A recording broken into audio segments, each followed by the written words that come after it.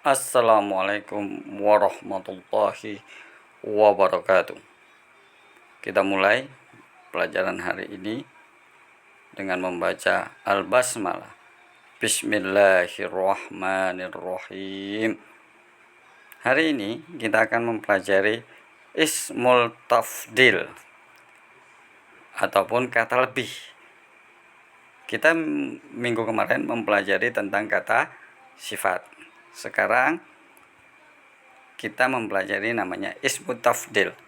Ismu Tafdil yaitu kata yang dipakai untuk membandingkan antara dua benda yang memiliki persamaan sifat.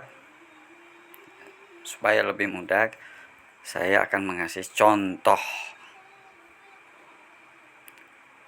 Al-abu akbaru minal waladi fil jismi. Artinya, bab ayah itu lebih besar dari anaknya, anak laki-laki pada badannya. Maka mana ismu tabdil? Akbaru. Kata sifatnya kabirun, maka besar. Tapi kalau lebih besar berarti akbaru. Atau kalimat yang lain, kita kasih contoh dari kalimat tersebut. Akbaru, al-abu akbaru fil jismi minal walad. Ayah itu lebih besar badannya, lebih besar badannya dari anak laki-laki tersebut.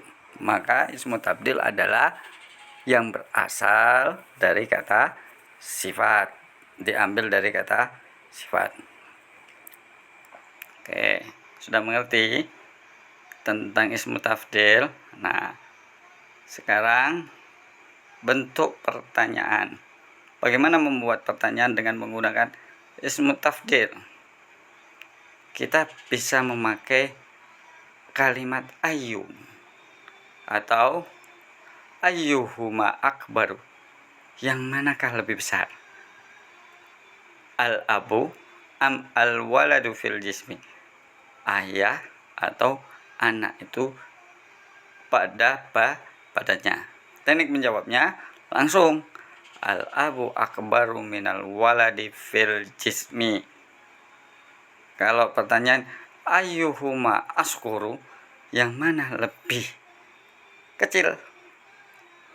Dari kalimat soghirun menjadi askuru. Ayyuhuma askuru, al-abu am al-waladu fil jismi. Al-waladu asgharu minal al-abi fil jismi. Nah, inilah struktur kalimat di atas. Terdapat persamaan sifat, yaitu kedua-duanya memiliki badan yang besar. Oke, ini namanya ismu tafdil. Oke. Cara merubah kata sifat ke ismu tafdil. Perhatikan ya. Ada beberapa kata yang harus diperhatikan antara kata sifat dengan ismu tafdilnya. Kabirun artinya besar. Bagaimana merubah ke ismu tafdil? Tulis dulu huruf aslinya. Apa saja? Kaf, ba, dan ro. Habis itu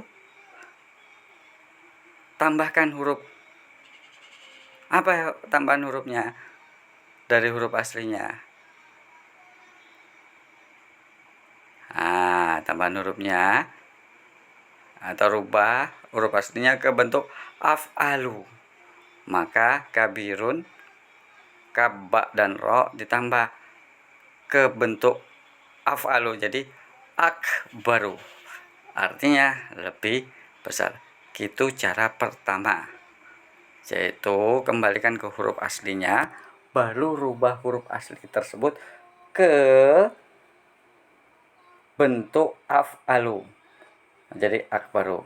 Yang lain supaya enggak susah, soghirun, huruf aslinya apa? Sod, Ro, ro. Rubah ke huruf asli. Rubahlah huruf aslinya ke af'alu menjadi asgharu. Jamilun. Huruf aslinya apa? Jim, mim, lam. Rubah ke af'alu ajmalu. Qabihun jelek. Qabihun berarti qom, ba, ha. Rubah ke huruf aslinya ke af'alu menjadi akbahu. Ini cara umum untuk merubah kata sifat ke ismu tafdil. Bentuk kedua. Ya, perhatikan dengan sama bentuk kedua. Nah, di situ ada kalimat mim. Murtafi'atun. Nah, harus dicermati. Kalau lebih daripada 4 huruf dan diawalinnya mim, maka berarti mim itu adalah bukan huruf aslinya. Kita cari huruf aslinya. Huruf aslinya apa saja, Pak? Ro. Oh, murtafi'un itu artinya tinggi. Nah, maka kita harus lihat ya, huruf aslinya apa saja dari murtafi'un? Ro, fa, ain. Maka rubah huruf ro, fa, a ke af'alu. Jadi kalau lebih tinggi bagaimana? Ar, fa, u.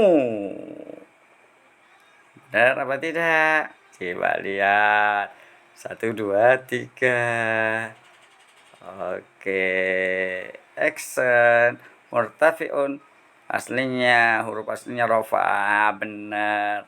Arfa'u artinya lebih tinggi. Ini bentuk kedua yang mana memakai mim. Oke, teman-teman, anak-anak, ingat, untuk ismu tafdil tidak ada muzakkar, tidak ada muannas. Kalau kabirotun ismu tafdilnya apa, Pak? Ya sama, akbaru. Murtafi'un muzakkar, Pak. Gimana? Ismu tafdilnya ya sama, arfa'u.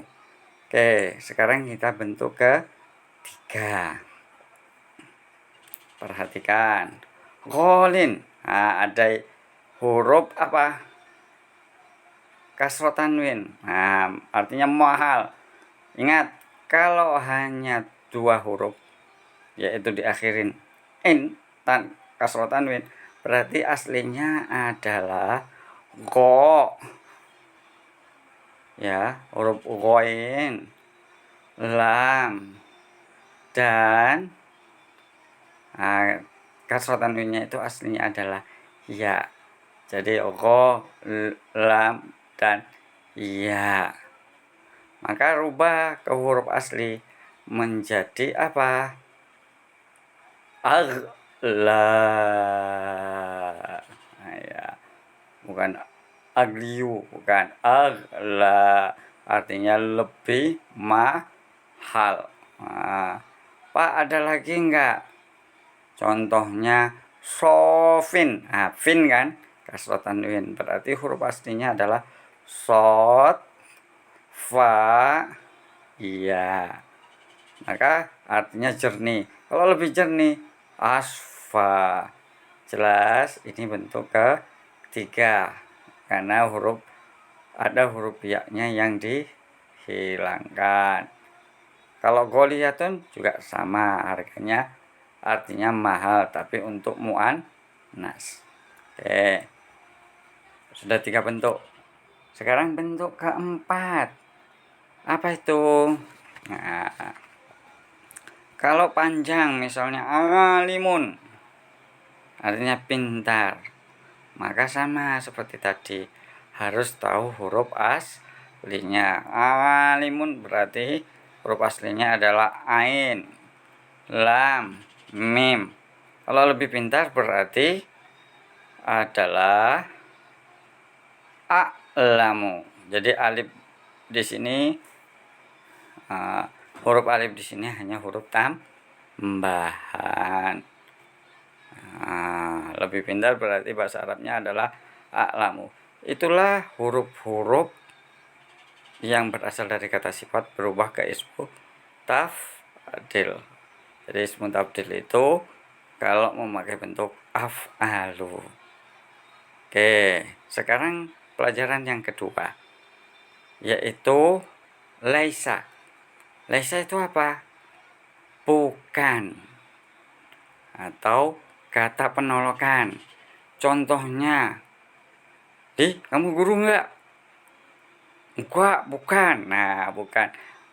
Bukan itu adalah kalimat laisa. Bisa digunakan untuk menjawab pertanyaan atau mengungkapkan suatu penolakan.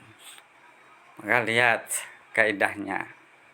Ya, kaidah ini membuat predikatnya menjadi fathah. Maka amati contoh-contoh di bawah ini dengan baik. Contoh, Alkitabu, ya, Alkitabu kabirun, buku itu besar. Sekarang kita tambahkan kalimat laisa. Laisal kitabu kabiron. Maka yang mana predikat? Kabirun artinya predikat. Maka langsung apabila kita ketahui predikatnya, maka predikatnya harus fathah. Kalau nggak pakai alif lam, berarti fathatan win. Laisal kitabu kabirun artinya buku itu bukan besar. Ini suatu pernyataan. Maka kita harus mengetahui dulu mana subjek, mana predikat. Maka kalau ada kalimat laisa, maka harus predikatnya berharokat fathah. Pak, kalau yang muannas bagaimana? Sama saja. Al-kurrasatu shagiratun. Buku tulis itu kecil. Maka bukan laisa kita pakai untuk muannas, tapi laisat al-kurrasatu shaghiratan. Laisa untuk muzakkar, laisa untuk muzakkar, laisat untuk muannas. Harus diingat apabila ada kalimat laisa ataupun laisat, maka predikatnya harus menjadi fathah. Ini. Oke, ingat-ingat ya. Apabila ada laisa ataupun laisat, maka predikatnya harus fathah. Oke. Ada catatan khusus. Mengapa catatan khusus? Karena kalimat laisa bisa bertemu dengan kata ganti pelajaran kita yang kemarin. Ana, anta, anti. Maka kalau dikasih subjeknya adalah anak, saya bukan, berarti bukan laisa ana.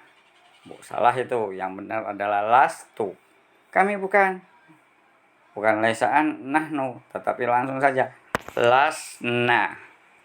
Kamu laki-laki bukan, berarti lasta. Kamu bukan, tapi untuk perempuan lasti. Ini ada catatan khusus. Ingat ya kaidahnya. Saya akan kasih contoh supaya enak. Lastu ustazan. Saya bukan guru. Jadi subjeknya mana? Tu. Predikatnya apa? Guru. Maka setiap predikat berarti harus apa? Fathah. Jelas anak-anak, teman-teman? Itu. Maka setelah kalimat laisa, maka predikatnya bisa apa? Kasroh, tanwin kalau tidak ada alif lamnya. Oke, sekian pelajaran kita. Jangan lupa hafalkan kosakata, khususnya kata sifat. Cukup sekian dari saya. Perhatikan dengan baik, cermati. Akhirul kalam. Wassalamualaikum warahmatullahi wabarakatuh.